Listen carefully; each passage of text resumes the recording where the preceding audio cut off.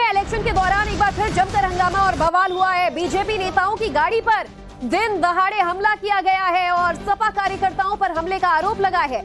बताया जा रहा है कि अचानक से कुछ लोग आए, बीजेपी कार्यकर्ता और नेताओं की गाड़ी का शीशा तोड़ दिया। गाड़ी में बीजेपी के पूर्व जिला अध्यक्ष मौजूद थे। बीजेपी नेताओं ने सपा कार्यकर्ताओं पर हमले का आरोप लगाया है।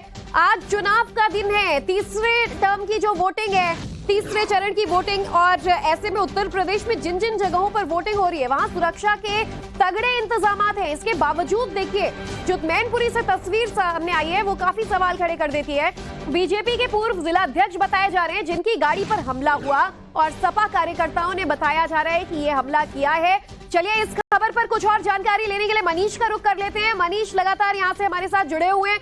मनीष, वोटिंग का भी हाल जानना चाहेंगे, लेकिन इस बीच इस तरह की हंगामे की खबरें कुछ चिंताजनक लगती है।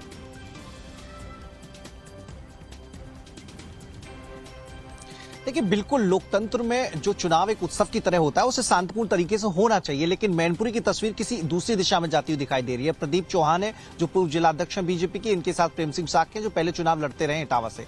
वो दोनों जब गाड़ी में जा रहे थे तो वहां पर दो बाइकों पर लगभग 6 लोग सवार थे। उन्होंने गाड़ी का शीशा वहां पर तोड़ा, पथराव किया, जिससे जो चालक था उसके हाथ में चोटें भी आई हैं।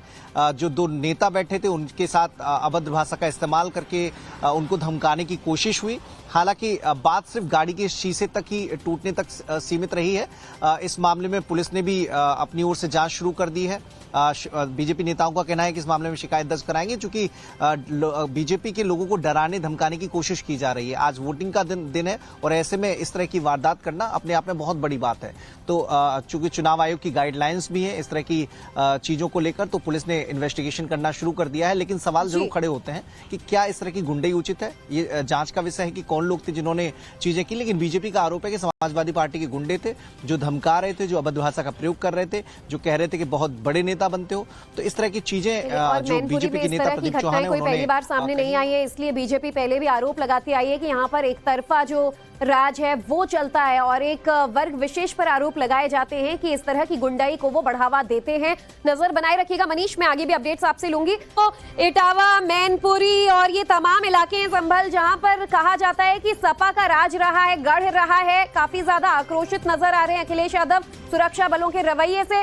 मनीष, जरा इस बारे में भी जानकारी दें कि अखिलेश यादव सुरक्षा बलों से नाराज नजर आए कि पुलिस गाली गलौज कर रही है, बीजेपी की कोशिश है कि वोटर्स को बहलाया फुसलाया जाए। क्या कुछ आरोप वो लगा रहे हैं? इस प्रकार की कुछ घटनाएं सामने आई हैं क्या इस इलाके में?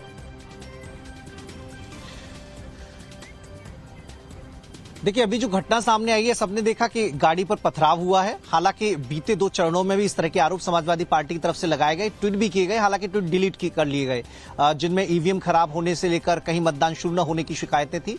अखिलेश यादव कह रहे हैं कि अधिकारी वहां धमकाने की कोशिश कर रहे हैं, जबकि नियम यह होता है कि जब पोलिंग स्टेशन के आसपास कोई मतदान चल रहा होता है तो आसपास भीड़ जमा नहीं होती।